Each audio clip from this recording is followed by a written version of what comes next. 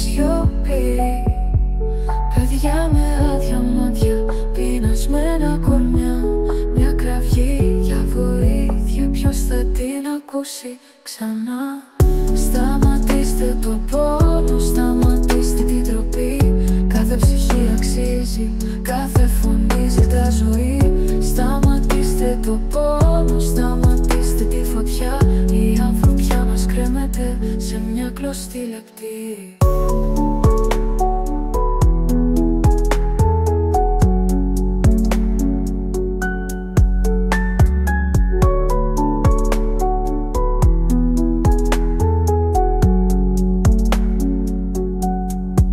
Σπασμένα όνειρα μέσα στα χαλάσματα, κάθε ψυχουλό ελπίδα στα χέρια τα άδεια.